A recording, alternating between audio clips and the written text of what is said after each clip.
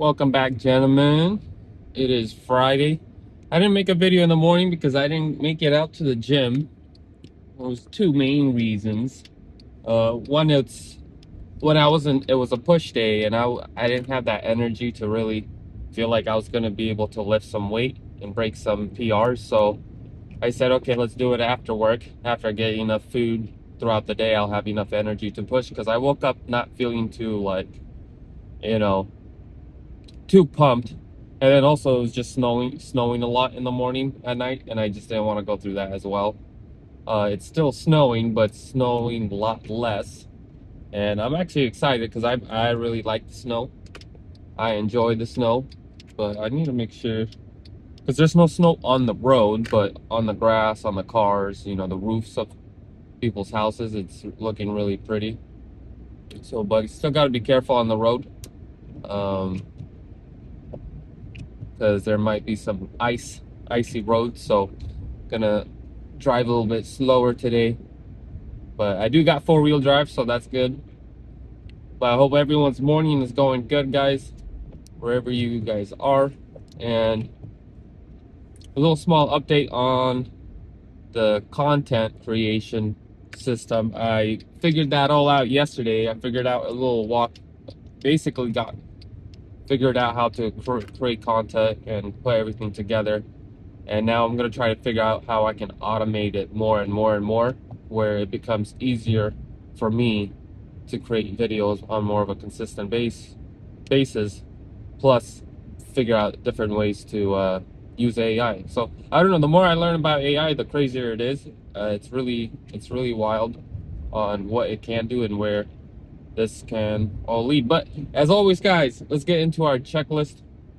Are you sleeping, guys, enough? 7 to 8 hours. Make sure you're going to sleep at the right time, guys. If you're able to make a schedule where you gotta wake up at 6 and you still make a 7 8 hours of sleep, you will realize how much better you feel. Because I noticed the biggest changes I felt was my overall mood changed throughout the day. It was a lot more energized, uplifted. The second one is my skin and my hair. I noticed my skin and the hair looked healthier when I start going to sleep earlier. And I do think that's because of all the repairs that your body does around 12, 1 o'clock. If you're falling asleep at like 11:30, 12 o'clock, you're falling asleep where your body would be just getting ready to do all that hard work that it usually does at nighttime when your body's resting. So make sure you give your body that nice window of repair time, and you can reap the benefits because you're going to sleep at a time that Mother Nature has created our body to go through. So drink 10 to 16 cups of water, guys. Keep hydrated. Lock in your nutrition. Avoid super processed food. Avoid processed food, guys. Eat whole food as much as you can. Here and there, you can have a little thing that is off the beaten path, but still, over time, you'll realize when you start eating healthier food, your taste buds will change, and you'll realize like this candy that you were eating here and there. When you try that candy again after going 3, 5, 6 weeks from restraining or just cutting it off, and you taste it, you really begin to see how that has been something that ensnares people. Your brain picks up like, hey, this is not good. But if you've been born into it and you're used to it and surrounded by it, you can't tell how your body and your mind feel when you're eating more whole food. It's only when you like stop listening to certain music for a long time and you start listening to it again, you begin to feel a certain vibration move through your body, and you begin to see that this vibration isn't aligned with the higher self. It is not aligned with who you are, your purpose and your calling, especially if you're walking on it. You begin to feel like, this stuff is gonna mess up my emotion, and you start cutting it off more and more, not because it's bad for you, but it's because it's not healthy, right?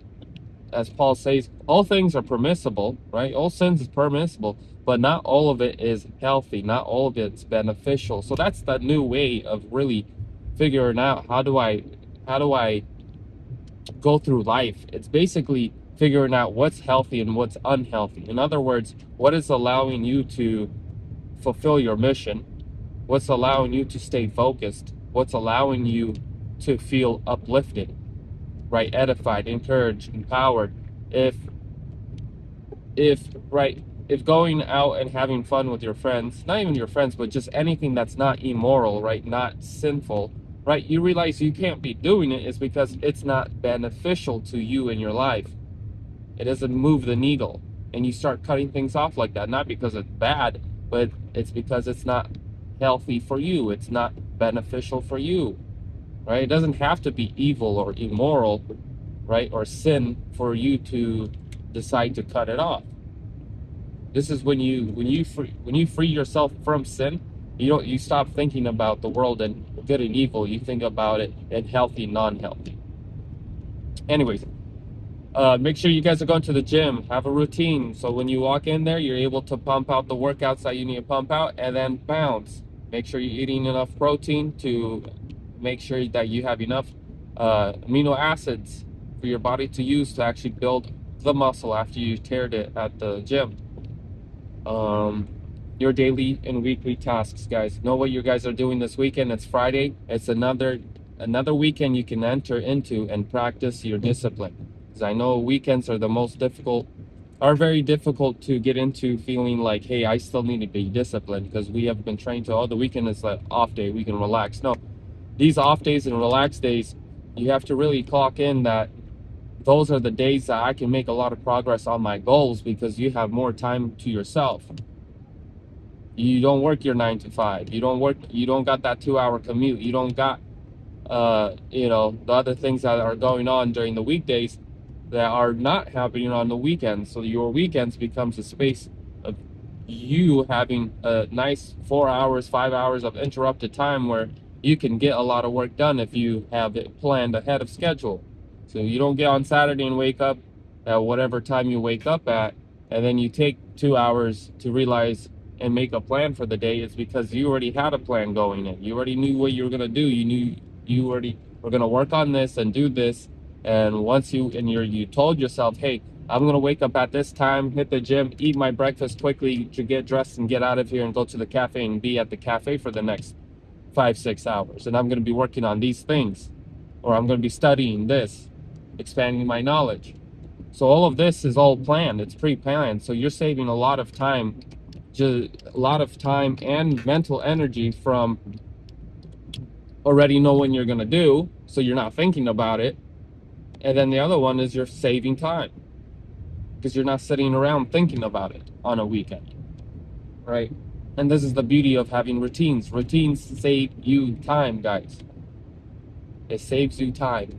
It allows you to be efficient, productive. And when you realize what your goals are and what you want in life, you realize you got quite a bit to do. And that creates the urgency. Urgency is good. But if you don't have urgency, you haven't realized your goals. Every person's goals, the ones that are called that they really want, it requires time and diligence.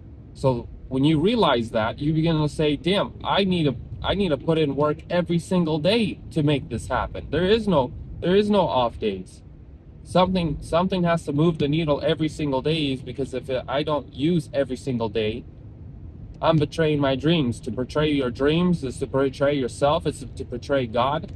It's to betray everybody that would benefit from you achieving your dreams.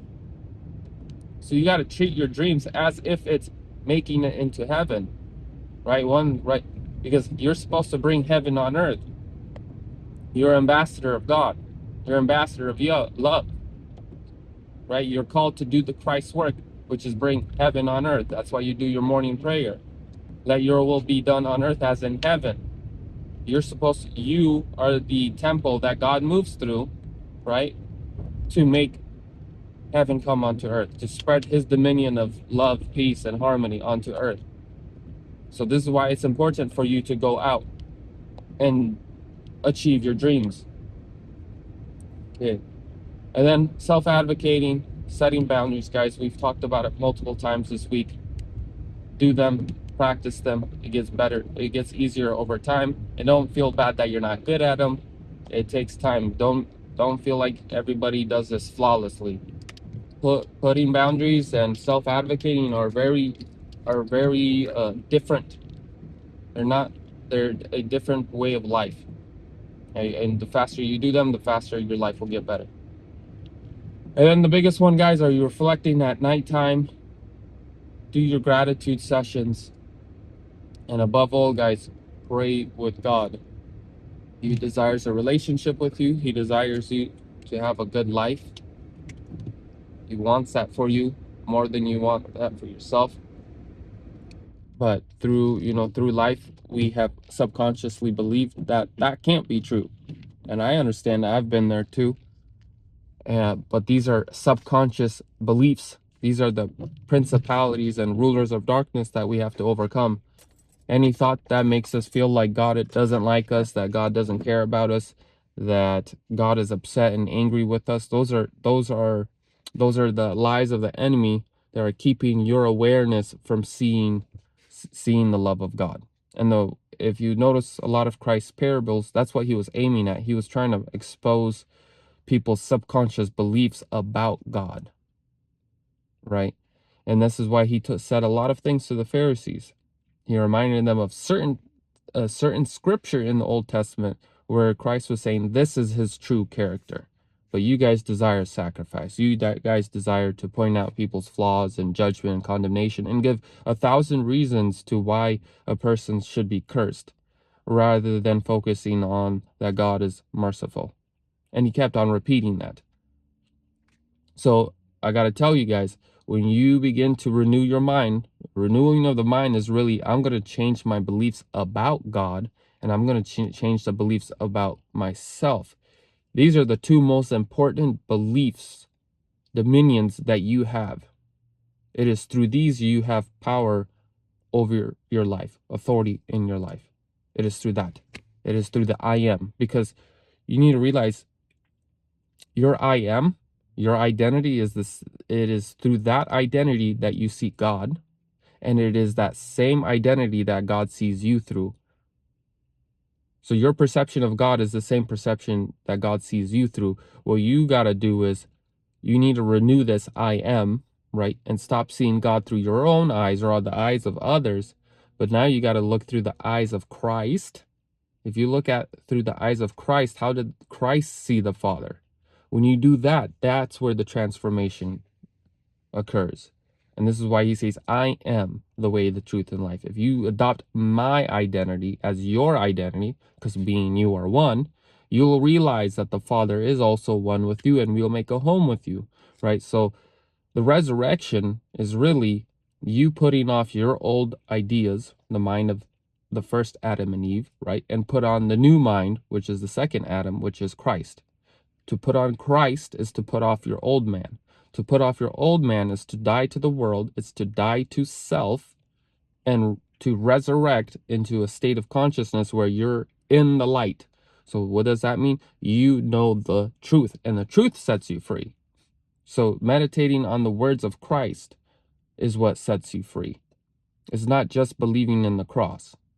Believing in the cross and the resurrection should validate and support and strengthen everything that Christ said. Because the cross and his resurrection is just the expression, is a byproduct of what he said, and what he said was from the truth. So what you want to focus on is on the truth. His resurrection verified everything that he said is true. And that would make us a lot more inspired, encouraged, and desire what he said and understand it, because these are the consequences of believing these truths. That wherever he is, so are you. And you're already in heaven. But people think, oh, I got to die after heaven. No, you're already seated at the right hand of God above all principalities and powers. And if people start grasping that and stopped thinking that the earth is separated from heaven, or earth is one place and heaven is another place, there would be a reconciliation. They're not different places. They're intertwined. But these are other topics that we'll dive into later.